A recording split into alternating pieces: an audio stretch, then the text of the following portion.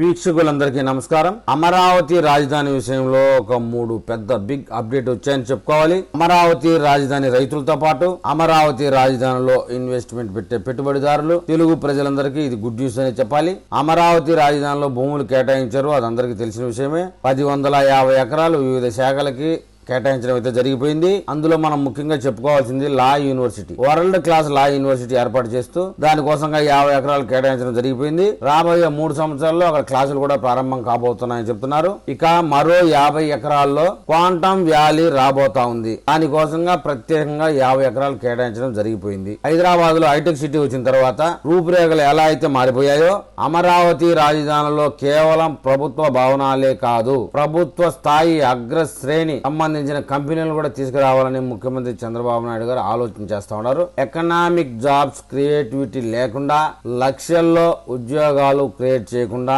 అమరావతిని చేయాలని చూస్తే డెవిల్ సిటీగా మారే ప్రమాదం ఉంది. కాబట్టి రాబోయే 15 సంవత్సరాల్లో 20 లక్షల పైచిలకు ఉద్యోగాలు జనరేట్ చేసే విధంగా ప్రస్తుత కూటమి ప్రభుత్వం అయితే శతవిధాల ప్రయత్నం చేస్తా ఉందని చెప్తా ఉన్నారు. మరొక వైపు అమరావతి రాజధాని ఫేజ్ 2లో భాగంగా అమరావతి మండలంలో ఇప్పటికే 93,000 ఎకరాల భూసేకరణలో 4 గ్రామాల్లో గ్రామ సభలు నిర్వహించడం ద్వారా రైతుల అనుమతి అయితే తీసుకోవడం జరిగింది. అంతర్జాతీయ విమానాశ్రయం కూడా రాబోతా ఉందన్న విషయం మనం ముందు విన్నాం. అమరావతి మండలంలో ఇది కూడా అమరావతికి అతి దగ్గర సమీపంలోనే అంతర్జాతీయ విమానాశ్రయం రాబోవడానికి సిద్ధంగా ఉంది. అంతర్జాతీయ విమానాశ్రయంతో పాటుగా పెద్ద ఎత్తున ఆ ప్రాంతంలో 4,000 ఎకరాల విస్తీర్ణంలో పరిశ్రమలు కూడా రాబోతా ఉన్నాయి. అయితే ముఖ్యంగా చెప్పుకోవాల్సింది ఏంటంటే జీరో పొల్యూషన్ పరిశ్రమలు, అంటే వాయు కాలుష్యం గాని శబ్ద కాలుష్యం గాని లేనటువంటి పరిశ్రమలు మాత్రమే రాబోతా ఉన్నాయన్నట్టు సమాచారం. ఐటీ కంపెనీలు, ఐటీఎస్ కంపెనీలు, పర్యాటక రంగానికి సంబంధించిన కంపెనీలు,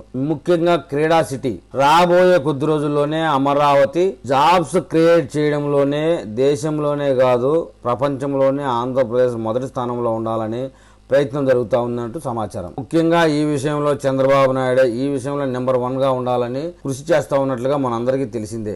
ఎవరైతే నిజాయితీగా పెట్టుబడిదారులు ఉన్నారో వారికి ఏమి కావాలో అడగండి అంటూ ప్రతి నిత్యం ఫాలోఅప్ చేస్తా ఉన్నారు. పెట్టుబడులు తీసుకురావడం చాలా ముఖ్యం. అమరావతి రాజధాని అంటే కేవలం ఒక మున్సిపాలిటీయే కాదు. హైదరాబాద్ లో ఐటీ పరిశ్రమ వచ్చిన తర్వాత హైదరాబాద్ రూపురేఖలు ఎలాగైతే మారిపోయాయో, అమరావతిలో కూడా విద్య, వైద్యం, పర్యాటకంతో పాటు ఐటీ కంపెనీలు కూడా భారీ ఎత్తున తీసుకురావాలనే ప్రయత్నంలో చంద్రబాబు నాయుడు అయితే చాలా విపరీతంగా ఆలోచన చేస్తా ఉన్నట్టు మనందరికీ తెలిసిందే.